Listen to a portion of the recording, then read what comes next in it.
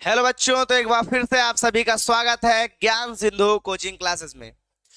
बच्चों, आज हम बात करने वाले हैं बहुत ही ज्यादा इंपॉर्टेंट मॉडल पेपर की, जो कि यूपी एमएसपी के द्वारा बेटा जारी किया गया है। देखिए, आप सभी को यहां पर दिखाई दे रहा होगा कि प्रति प्रति दर्श जो प्रश्न पत्र है 2024-25 का जीव विज्ञान का कक्षा 12 का है। तो भाई, आज का सेशन बहुत ही ज्यादा बच्चों इंपॉर्टेंट होने वाला है। ऐसा क्यों हम बोल रहे हैं? क्योंकि बेटा इस क्वेश्चन मतलब इस प्रश्न पत्र से लगभग लगभग ना ज्यादा तो 8 से 10 नंबर का जो पेपर है वो आना ही आना है। अर्थात कहने का अर्थ यह है कि तय है, बिल्कुल आना ही आना है। बात समझ रहे हैं? तो भाई, बिना किसी देरी के एक बार सेशन को कायदे से अच्छे तरीके से बेटा शेयर कर दीजिए, जिससे इस वीडियो का ज्यादा से ज्यादा बच्चे लाभ उठा सके। और बिना किसी देरी के चालू करते हैं कि किस प्रकार से बेटा हम इस प्रश्न पत्र को हल कर सकते हैं। देखिए, एक चीज ध्यान रखिएगा, ये जितने भी ऑब्जेक्टिव क्वेश्चन है उन सभी को आपको क्या करना है, उन सभी को बेटा आप ध्यान से हल करिएगा और एक एक क्वेश्चन हम आपसे पूछते जाएंगे और आपको क्या करना है, उन सभी क्वेश्चनों का आंसर देना है। अब देखिए, एक चीज और भी बेटा है यहाँ पर कि क्वेश्चन जो होते हैं वो आपके अति लघुत्तरीय प्रश्न जो होते हैं एक एक नंबर के, उनके इन प्रश्नों में आंसर दे दिए जाते हैं। लेकिन बेटा जो मान लिया क्वेश्चन पेपर ज्यादा बड़े होते, जैसे अति लघुत्तरीय है, तो उनका तो जवाब दिया जा सकता है। लेकिन जो बहुत अधिक बड़े क्वेश्चन होते हैं, अर्थात कहने का अर्थ यह है कि जो विस्तृत उत्तरीय होते प्रश्न है, तो उनके तो आंसर दिए नहीं जा सकते। इसलिए बेटा आप सभी क्या करेंगे, उन सभी क्वेश्चनों को आसानी से पहले एक पुस्तिका पर लिखेंगे और फिर उसे अच्छे तरीके से बेटा क्या करेंगे, हल करेंगे। चलिए भाई, देखिए, और सभी लोग कमेंट सेक्शन में जुड़ जाइए, जल्दी से सभी को जवाब देना है कि बेटा इसका आंसर क्या होगा। देखिए, क्वेश्चन नंबर, आपको कुछ इंस्ट्रक्शंस दिए होंगे वो तो आप पढ़ ही लेंगे। क्वेश्चन नंबर 1 बेटा है कि निम्नलिखित में से कौन सा भाग पुष्प नर जनन अंग का प्रतिनिधित्व करता है। मतलब नर का कौन सा भाग होता है या नर का कौन सा भाग प्रतिनिधित्व करता है। तो भाई सभी को पता होगा बेटा, जायांग जो होता है वो मादा का होता है, परागकण ये भी बेटा मादा के, गुर बीजाणुधानी ये भी। तो बचा कौन बेटा, पुमांग। तो इसका जो राइट आंसर होगा वो बेटा क्या होगा, राइट आंसर होगा ऑप्शन नंबर ए। मतलब इसका सही आंसर क्या होगा, पुमंग। तो जो पुमंग होता है वो बेटा किसका होता है, वो नर जनन का भाग होता है या नर जनन अंग का क्या करता है, प्रतिनिधित्व करता है। उसको एक प्रकार से क्या करता है बेटा, देखभाल करता है। ठीक है, समझ गए? तो एक प्रकार से ऐसे भी कह सकते हैं कि नर जनन तंत्र का कौन सा भाग है। तो बेटा नर जनन तंत्र का कौन सा भाग होगा, पुमंग जो होगा वो किसका होगा, नर जनन तंत्र का भाग होगा। समझ गए? हाँ, बहुत से भाई, सब बेटा बिल्कुल अच्छे तरीके से चैट बॉक्स में एक्टिव रहिए, आप लोग आंसर दीजिए। अगला क्वेश्चन है, अगला क्वेश्चन बेटा क्या है, इसको चलिए देखते हैं। अगला क्वेश्चन है क्वेश्चन नंबर घ, मनुष्य में संतान का लिंग निर्धारण किससे होता है। ऑप्शन नंबर ए है बेटा कि माता के लिंग गुणसूत्र से, दूसरा है अंडाणु के माप से, तीसरा है बेटा शुक्राणु के माप से, और चौथा है पिता के लिंग गुणसूत्र से। तो जल्दी से फटाफट बताइए कि इसका आंसर बेटा क्या होगा। फिर से एक बार क्वेश्चन पढ़ देते हैं कि मनुष्य में संतान का लिंग निर्धारण किससे होता है। मां के लिंग गुणसूत्र से, अंडाणु के माप से, शुक्राणु के माप से, या पिता के लिंग गुणसूत्र से किससे होता है। तो इसका बेटा राइट आंसर क्या होगा, पिता के लिंग गुणसूत्र से क्या होता है, संतान का निर्धारण होता है। इसके बाद बेटा क्वेश्चन देखिए, क्वेश्चन नंबर गा कह रहा है कि जेनेटिक इंजीनियरिंग का उपयोग किसमें किया जाता है, या जेनेटिक इंजीनियरिंग का उपयोग किस लिए किया जाता है। ऑप्शन नंबर ए क्या है बेटा, ऑप्शन नंबर ए है चिकित्सा में, दूसरा क्या है कृषि के क्षेत्र में, और तीसरा बेटा क्या है इन दोनों में, और चौथा है किसी में नहीं। तो भाई किसी में तो होगा नहीं। अब देखिए एक बात ध्यान रखिएगा, जो जेनेटिक इंजीनियरिंग है, मतलब जेनेटिक का क्या होता है, आनुवांशिक। जेनेटिक का मतलब बेटा क्या होता है, आनुवांशिक। तो ये जो आनुवांशिक इंजीनियरिंग है, इसका उपयोग किसमें किया जाता है भाई, जो मनुष्य के डीएनए होते हैं उनमें हेर फेर किया जाता है, बदलाव किया जाता है, पौधों में बदलाव किया जाता है, उन्नतशील किस्में उत्पन्न होती है। तो ये बेटा जो होगा वो किसके फलस्वरूप संभव हो सका है, जेनेटिक इंजीनियरिंग के फलस्वरूप हो सका है संभव ना। तो भाई चिकित्सा के क्षेत्र में और कृषि के क्षेत्र में, दोनों में जैव प्रौद्योगिकी ने या बेटा जेनेटिक इंजीनियरिंग या फिर आनुवांशिक इंजीनियरिंग ने एक बहुत ही महत्वपूर्ण भूमिका निभाई है। तो भाई इसका ऑप्शन क्या हो जाएगा, ए एंड बी। मतलब यहां पर देखिए तीसरा ऑप्शन जो होगा वो राइट होगा। कह रहा इन दोनों में, मतलब तीसरा आंसर कह रहा इन दोनों में। इन दोनों का मतलब चिकित्सा में भी और कृषि के क्षेत्र में भी इसका उपयोग किया जाता है। समझ गए बेटा, ठीक है भाई, बहुत सही। अगला देखिए, अगला क्वेश्चन है बेटा कि निम्नलिखित में से किसे भारत में जैव विविधता का तृप्त स्थल माना जाता है। अर्थात कहने का है कि हॉट स्पॉट किसे माना जाता है भाई, जहां की तृप्त स्थल, ठीक है, तृप्त स्थल किसे माना जाता है। नंबर एक, पहला ऑप्शन बेटा क्या है, आरावली पर्वत। दूसरा है इंडो गंगेटिक मैदान, और दूसरा है पश्चिमी घाट और पूर्वी घाट। ठीक है, तो इन दोनों में बेटा हालांकि क्वेश्चन लिखा जाता तो पूर्वी और पश्चिमी घाट होता, लेकिन यहां पर आंसर इसका क्या होगा बेटा, पश्चिमी घाट। क्या होगा, पश्चिमी घाट। मतलब ये थर्ड जो ऑप्शन होगा वो बेटा क्या हो जाएगा, आपका राइट आंसर होगा। ठीक है, बात समझ गए बेटा। इसके बाद देखिए यहां पर क्वेश्चन क्या है, क्वेश्चन नंबर 2 अति लघुत्तरी प्रश्न। क्वेश्चन नंबर क्या है बेटा, 2 है, और क्वेश्चन कह रहा अति लघुत्तरी प्रश्न कह रहा है। ठीक है, क्वेश्चन क्या है उसको चलिए एक बार देखते हैं। क्लीनेफेल्टर सिंड्रोम, ठीक है बेटा, तो क्लीनेफेल्टर सिंड्रोम क्या होता है इसको जल्दी से बताइए भाई। क्लीनेफेल्टर सिंड्रोम क्या होता है, तो क्लीनेफेल्टर सिंड्रोम, और बेटा क्या कह रहा है, क्लीनेफेल्टर, और है कि टर्नर सिंड्रोम में गुणसूत्रों की संख्या बताइए। तो भाई क्लीनेफेल्टर, देखिए एक चीज समझिए, यहां पर क्या टर्नर, अब देखिए यहां पर आपके जो रोग हैं ये 2 प्रकार के, एक बेटा कौन सा होता है, एक हमारा होता है डाउन सिंड्रोम, और एक क्या होता है, एक बेटा हमारा होता है टर्नर सिंड्रोम। क्या होता है, एक डाउन सिंड्रोम और एक होता है टर्नर। 2 प्रकार के होते हैं, एक आपका क्लीनेफेल्टर सिंड्रोम और दूसरा क्या है, टर्नर सिंड्रोम।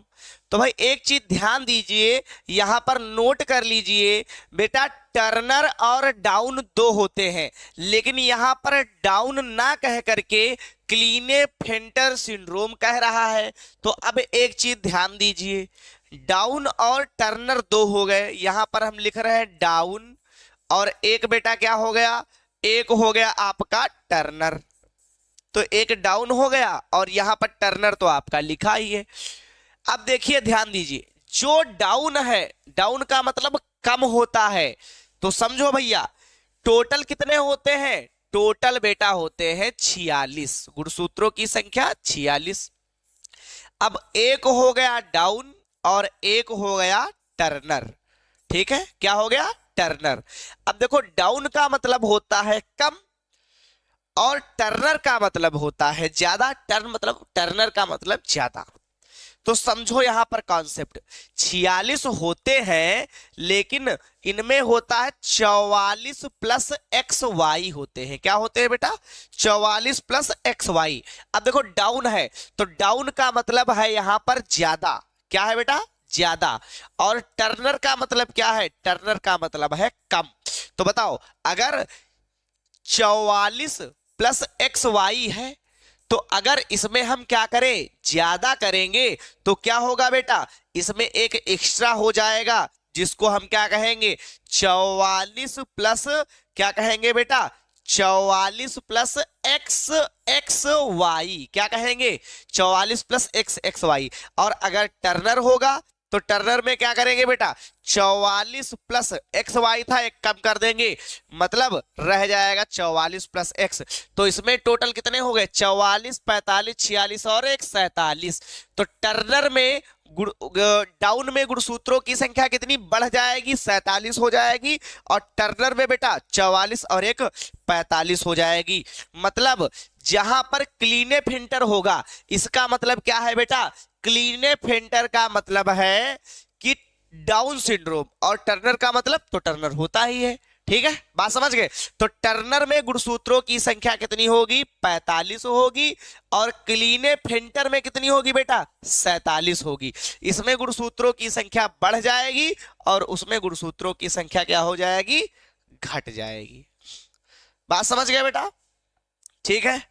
चलिए अगला है कि नर जर्म कोशिकाएं किस विभाजन द्वारा शुक्राणुओं का निर्माण करती हैं। ठीक है बेटा, क्वेश्चन हमारा क्या है कि जो नर जर्म कोशिकाएं होती हैं ये किसके द्वारा बेटा क्या करती हैं, किसके द्वारा शुक्राणुओं का निर्माण करती हैं। तो जल्दी से बताइए भाई, किस विभाजन, तो किस विभाजन का मतलब, एक आपका कैसा होगा, एक आपका बेटा होता है अर्धसूत्री विभाजन, और एक कैसा होता है, एक बेटा हमारा होता समसूत्री विभाजन। ठीक है, तो भाई क्या होगा, अर्धसूत्री होगा या बेटा समसूत्री होगा। तो लिख लीजिए, अर्धसूत्रण या अर्धसूत्री विभाजन के द्वारा क्या होते हैं, नर जर्म कोशिकाएं क्या करती हैं बेटा, शुक्राणुओं का निर्माण करती हैं। तो इसका आंसर क्या होगा, अर्धसूत्री विभाजन के द्वारा क्या होता है बेटा, ये शुक्राणुओं का क्या करती है, निर्माण करती है। ठीक है भाई, समझ गए। अब अगला क्वेश्चन देखते हैं। अगला क्वेश्चन बेटा है कि परागकण मात्र कोशिकाओं में गुणसूत्रों की संख्या क्या होती है। क्वेश्चन का बेटा क्या है, कह रहा परागकण मात्र कोशिकाओं में गुणसूत्रों की संख्या क्या होती है। तो बेटा देखिए, परागकण मात्र कोशिकाएं जो होती है वो कैसी होती है, द्विगुणित होती है। बात समझ गए। और अर्धसूत्री विभाजन के पश्चात यह अगुणित लघु बीजाणु बनाती है। इसलिए अगर पराग मात्र कोशिकाओं में बात की जाए किसकी, गुणसूत्रों की, तो बेटा उनकी संख्या कितनी होती है, 48, और लघु बीजाणु गुणसूत्रों में उनकी संख्या आधी होती है, अर्थात कितनी होती है, 24 होती है। बात समझ गए। तो कहने का अर्थ क्या है, कहने का अर्थ बेटा ये है कि इसमें गुणसूत्रों की संख्या कितनी होती है, 48 होती है। अगला, उस एंजाइम का नाम लिखिए जो डीएनए के अणुओं के खंडों को तोड़ता है। तो भाई काटने का काम कौन करता है बेटा, लिखा होगा, बता होगा, रिस्ट्रक्शन एंडोन्यूक्लिएज एंजाइम। लिख लीजिएगा, यहां पर मेन फोकस आप लोगों को किस पर करना है बेटा, क्वेश्चन पर करना है। बाकी आप लोग आंसर तो अपने हिसाब से भी लिख सकते हैं।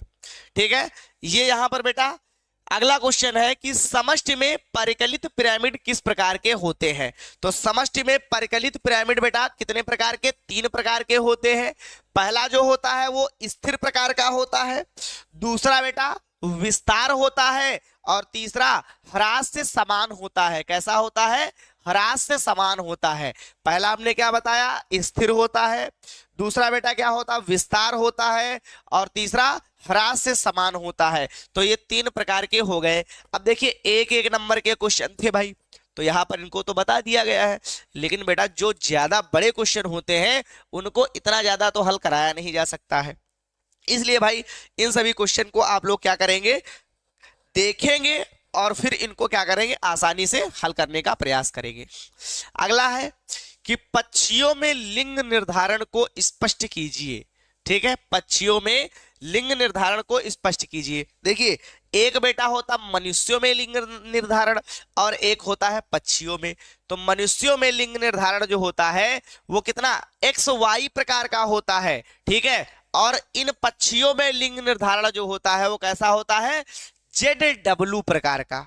कैसा होता है बेटा, ZW प्रकार का। और दूसरी बात भाई, मनुष्यों में लिंग निर्धारण जैसा होता है उसके ठीक विपरीत जो पक्षी होते हैं इसमें लिंग निर्धारण पाया जाता है। बात समझ गए? मतलब अगर मनुष्यों में स्त्री विषम युग्म की है, मान लिया, वैसे तो स्त्री समयुग्म की और पुरुष कैसा विषम युग्म की, ऐसा क्यों? देखो भाई, क्योंकि देखो भाई, हमने कहा पुरुष बताओ, तो पुरुष में कैसे गुणसूत्र, गुणसूत्र टोटल कितने होते हैं बेटा? 46 होते हैं। कितने होते हैं? 46। तो देखो 46 हो गए। अब 44 प्लस एक्स एक्स ये फीमेल का है, और 44 प्लस एक्स वाई ये किसका है? मेल का। तो मेल तो हो गया विषम युग्म की और ये हो गया समयुग्म की, लेकिन इसके जस्ट अपोजिट किस में होगा बेटा? पक्षियों में होगा। तो पक्षियों में फीमेल हो जाएगा विषम युग्म की और मेल हो जाएगा कैसा? समयुग्म की। तो इसको याद करिएगा, अच्छे से इसको करिएगा। अगर पूछा जाए तो ZW प्रकार का जो क्या होता है बेटा? लिंग निर्धारण वो पक्षियों में पाया जाता है। बात समझ गए?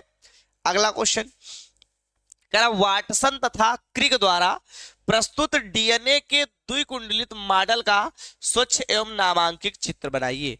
तो बेटा एक काम करिएगा, हम यहाँ पर सिंपल तरीके से आपको हिट दे रहे हैं, बता रहे हैं, ठीक है, बता रहे हैं, सिर्फ बताया जा रहा, बाकी आप लोग कॉपी किताब कलम अच्छे से उसको देख के प्रिपेयर करिएगा। इस प्रकार से कुछ आपका क्या होता है, वाटसन द्वारा बनाया गया द्विकुंडली डीएनए का मॉडल होता है बेटा। इसकी दो खंडों की लंबाई कितनी होती है बेटा? 3.4 एंगस्ट्रॉम, ठीक है। और बाकी इसमें एडेनिन, ग्वानिन, थायमिन, साइटोसिन, इस प्रकार से इसके अंदर जो होते हैं वो क्षारक जुड़े रहते हैं। कितने होते हैं टोटल बेटा? 4 होते हैं। एक क्या होता है? एक होता है हमारा एडेनिन, क्या होता है? Adenine, adenine. दूसरा क्या होता है बेटा? ग्वानिन, ठीक है। और तीसरा क्या होता? थायमीन। और एक बेटा होता साइटोसिन, क्या होता है?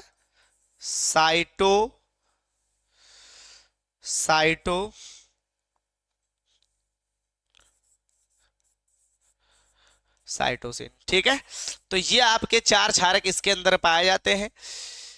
और जो एडेनिन, ग्वानिन होते हैं ये बेटा प्यूरिन के क्षारक हैं। किसके क्षारक है? क्षारक है बेटा प्यूरिन के, ये प्यूरिन के। और प्रिमिडीन के, प्रिमिडीन के बेटा 2 क्षारक हैं, एक थायमीन और एक साइटोसिन। तो एडेनिन, ग्वानिन प्यूरिन के हैं और थायमीन, साइटोसिन किसके हैं? प्रिमिडीन के हैं। तो ये क्षारक आप याद कर लीजिएगा अच्छे से। बात समझ गए? बाकी इसको बिल्कुल विधिवत याद करिएगा। ये पॉलीपेप्टाइड श्रृंखला होती है, ये आपकी 2 पॉलीपेप्टाइड श्रृंखला, एक ये होती, एक ये होती। एक अनुक्रम यहां से यहां तक पाया जाता है, एक यहां से। एक 3 से 5 अनुक्रम होता है और एक 5 से कितना होता है? 3 होता है। तो ये सब चीजें बिल्कुल डिटेल में आप इसको बनाइएगा। समझ गए बेटा? अगला क्वेश्चन देखिए क्या है भाई। अगला क्वेश्चन है प्रतिरक्षा क्या है बेटा? प्रतिरक्षा, ठीक है। तो सभी को पता होगा भाई प्रतिरक्षा क्या होती है।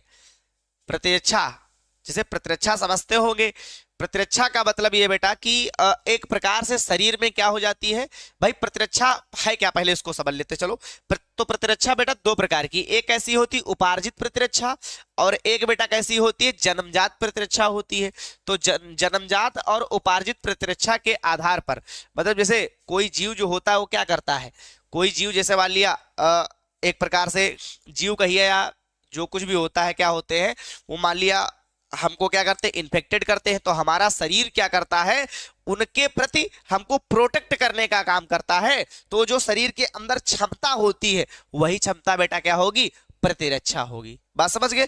जैसे हमारे कहने का मतलब है हमारे मच्छर ने काट लिया, अब मच्छर के अंदर क्या है भाई? कोई दिक्कत है। अब दिक्कत तो ऐसे भी मच्छर के अंदर होगी, लेकिन मच्छर जो है वो ज्यादा पावरफुल प्रजाति का है। तो जब हमारे काटेगा तो मलेरिया होने के चांसेस है, ये सब चीजें हैं।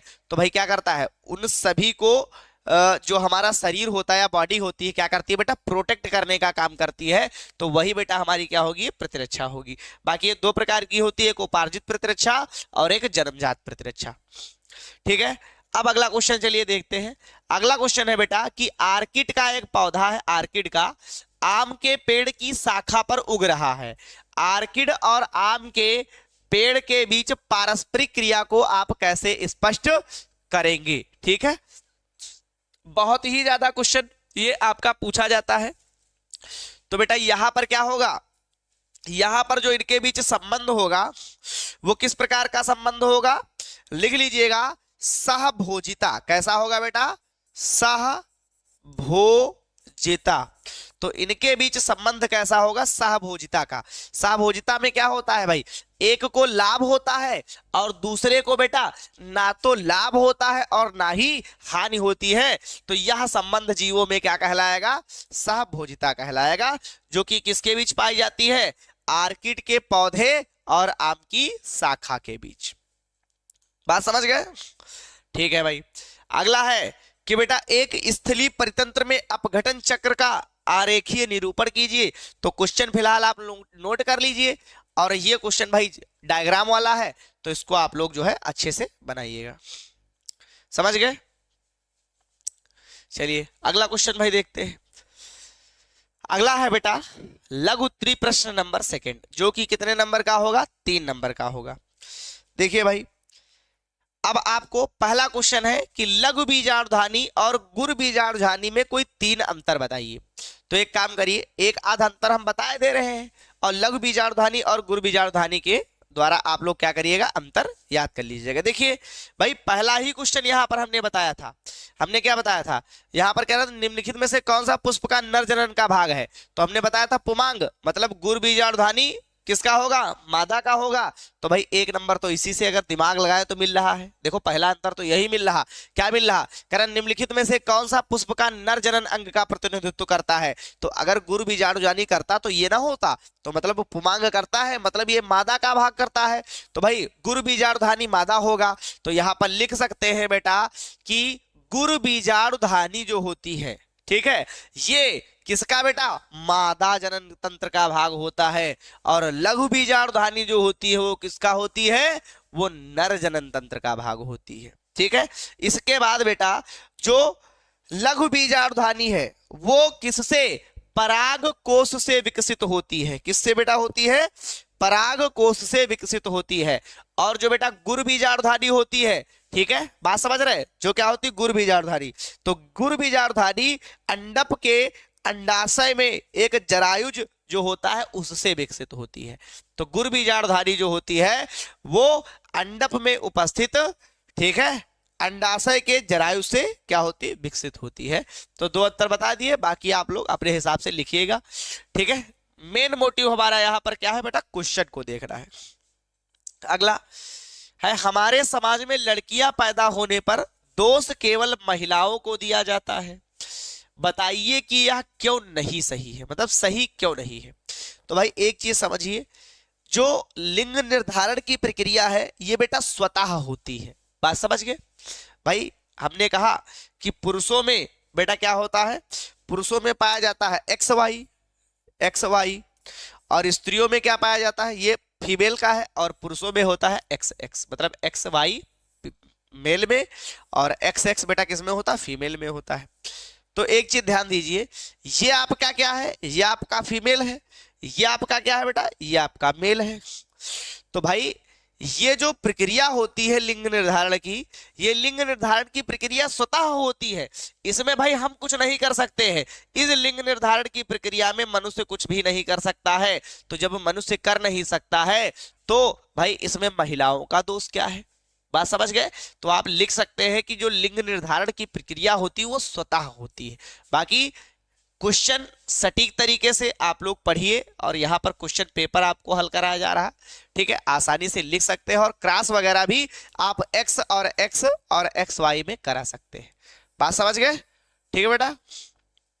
अगला क्वेश्चन देखिए, इसी में क्या है, इसी में है कि एक संकर क्रॉस का उदाहरण देते हुए मेंडल के प्रभाविता के नियम को जो है व्याख्या कीजिए। तो मेंडल के प्रभाविता के नियम की व्याख्या भाई समझो, कैसे प्रभाविता का नियम, जब 2 परस्पर विपर्सी, विपर्सी मतलब विरोधी, जैसे एक कैपिटल टी है, ठीक है, इसको थोड़ा ऊपर कर लेते हैं भाई, देखिए इस प्रकार से,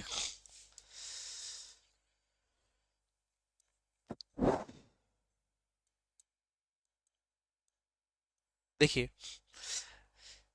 तो एक संकर क्रॉस का उदाहरण देते हुए मेंडल के प्रभाविता का नियम। तो प्रभाविता का नियम क्या है, पहले इसको देखिए। जब परस्पर दो विरोधी लक्षण वाले पादप, जैसे बेटा एक क्या है, एक है हमारा कैपिटल टी और दूसरा क्या है स्मॉल टी, तो ये दो परस्पर विरोधी लक्षण वाले पौधे हो गए। इनके मध्य जब हम क्या कराएंगे, संकरण कराएंगे, तो कैपिटल टी स्मॉल टी, और ये क्या होगा बेटा, ये हमारा क्या होगा कैपिटल टी स्मॉल टी, और ये क्या होगा, ये होगा कैपिटल टी स्मॉल टी, और ये क्या होगा, ये होगा कैपिटल टी स्मॉल टी। ठीक है, अब इनके मध्य जब कराएंगे, जैसे capital T small T, capital T और स्मॉल टी, तो इनके मध्य जब कराएंगे तो कैपिटल टी, एक बार बेटा कैपिटल टी स्मॉल टी, एक बार आपका कैपिटल टी स्मॉल टी, और ये क्या होगा स्मॉल टी और स्मॉल टी। ठीक है, इस प्रकार से संकरण। तो देखिए, जब दो परस्पर विपरीत या विरोधी लक्षणों वाले पौधों के मध्य संकरण कराते हैं तो क्या होता है, उनमें से कुछ लक्षण ऐसे होते हैं जो अपने आप को प्रदर्शित कर पाते हैं और कुछ लक्षण ऐसे होते हैं जो अपने आप को प्रदर्शित नहीं कर पाते हैं। तो जो लक्षण अपने आप को प्रदर्शित कर लेते हैं उन लक्षणों को हम बेटा क्या कहते हैं, प्रभावी लक्षण कहते हैं, और जो लक्षण अपने आप को प्रदर्शित नहीं कर पाते हैं उन लक्षणों को हम क्या कहते हैं, अप्रभावी लक्षण कहते हैं। और इसी प्रभावी तथा अप्रभावी के नियम को ही हम बेटा क्या कहते हैं, प्रभाविता का नियम कहते हैं। जैसे देखिए यहां पर सभी पौधे कैसे हैं, संकर लंबे हैं। कैसे है बेटा, संकर लंबे हैं। ठीक है, और यहां पर ये जो है कैपिटल टी, ये क्या है बेटा, शुद्ध लंबा है, और ये जो दो है वो कैसे है, शुद्ध संकर लंबे है ना, ये क्या होंगे दो, ये होंगे संकर लंबे, और ये जो बेटा होगा कैपिटल टी स्मॉल टी, ये कैसे होंगे, ये होंगे शुद्ध बौने। क्या होंगे बेटा, शुद्ध बौने।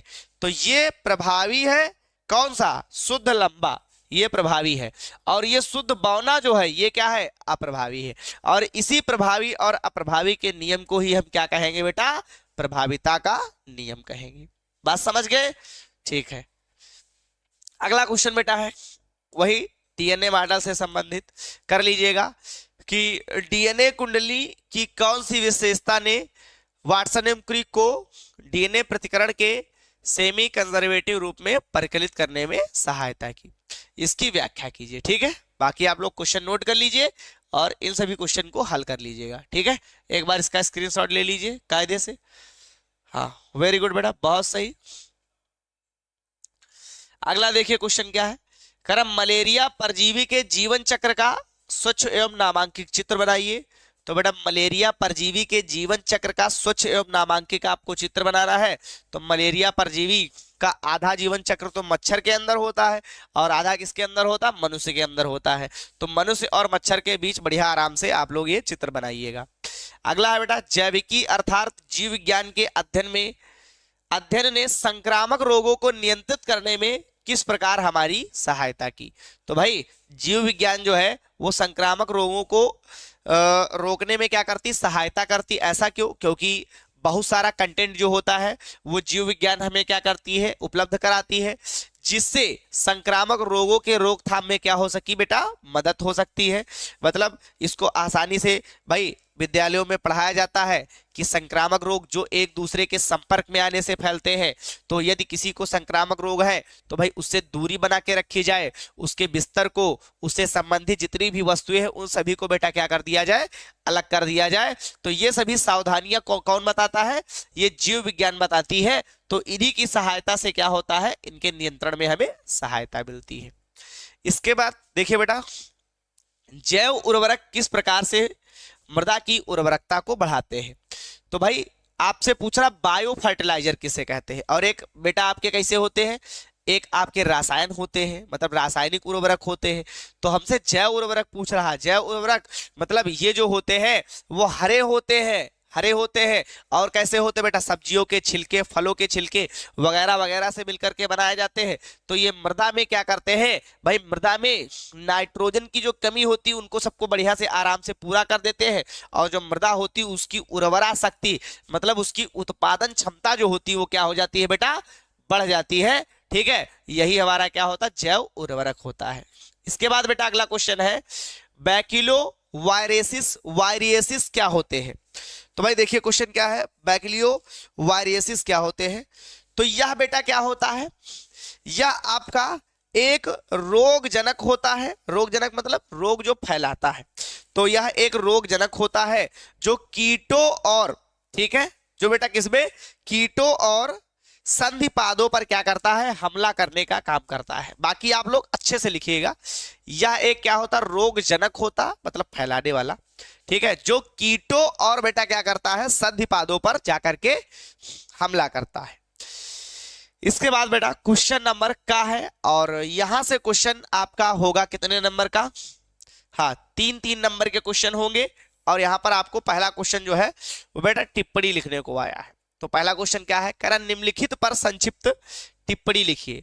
ठीक है, क्या कह रहा है बेटा, निम्नलिखित पर संक्षिप्त टिप्पणी लिखिए। ठीक है, तो पहला क्वेश्चन है पीसीआर पॉलीमरेज चेन रिएक्शन, और दूसरा बेटा है प्रतिबंधन एंजाइम। तो प्रतिबंधन एंजाइम क्या होता है, इसका डीएनए में क्या महत्व होता है, कैसे क्या होता है, ये सभी आपको क्या करने, अच्छे से लिखने।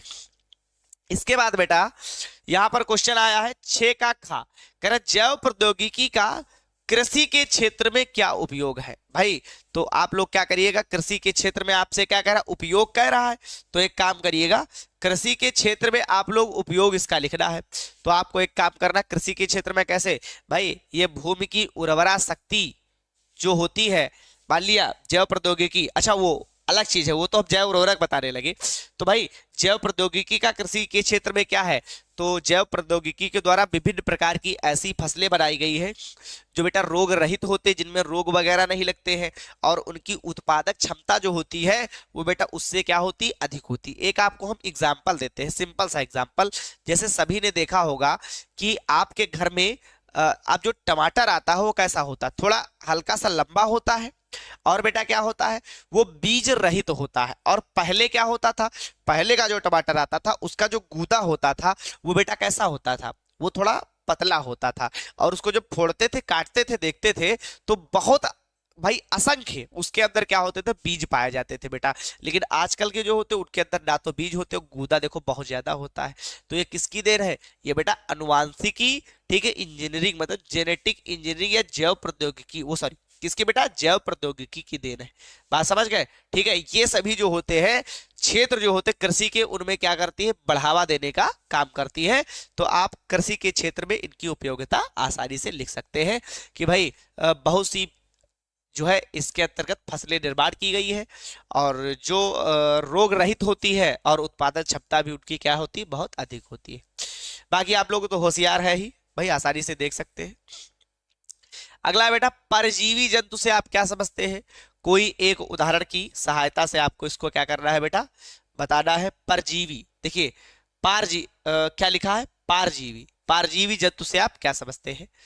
तो ये सब क्वेश्चन आप लोग आसानी से, हालांकि ये तो सब छोटे छोटे क्वेश्चन है, परजीवी वगैरह ये सब पता हो गया आपको, ठीक है, आसानी से लिख सकते हैं। अगला बेटा है इसी में उत्पादन एवं अपघटन, तो ये भी आपको क्वेश्चन पता होगा। उत्पादन हरे पेड़ पौधे होते, अपघटन जो बेटा क्या होते हैं, जो सड़े गले जीवों पर जीवन यापन करते हैं, ठीक है, वो सब अपघटन होते हैं। और बेटा यहाँ पर क्या बता, परजीविता, परजीविता जो पराये जीवों पर क्या करते हैं, आश्रित रहते हैं, मतलब जीवन यापन करते हैं, वो क्या होते हैं, परजीविता। और सहभोजिता, सहभोजिता, अभी देखिए यहाँ पर हमने क्या क्वेश्चन आपको बताया था, यहाँ पर क्वेश्चन था एक, हमारा क्वेश्चन था कि आर्किड का पौधा, शायद यही था, हाँ देख लेते हैं बेटा, सहभोजिता पूछ रहा था ना, हाँ, तो कह रहा था कि आर्किड का पौधा एक पेड़ की शाखा पर उग रहा है, तो इसके भी संबंध बताओ। तो वही बेटा क्या आपसे सहभोजिता पूछ रहा, तो सहभोजिता का मतलब क्या है, कहा गया, ये देखिए सहभोजिता, तो सहभोजिता का मतलब है जिसमें एक जीव को लाभ हो और दूसरे जीव को बेटा ना तो लाभ हो एवं ना तो हानि हो। तो भाई इसमें आप लोग क्या कर सकते हैं, लिख सकते हैं। परजीविता में क्या होता है, परजीविता में क्या होता है, एक जीव को लाभ होता है और दूसरे जीव को हानि होती है। जैसे परजीविता, पराये पर जीवन यापन, जैसे मच्छर है, तुम्हारी खोपड़ी में आ गया, तो मच्छर अगर तुम्हारी, ओ सॉरी मच्छर नहीं, जू जिसको कहते हैं ना।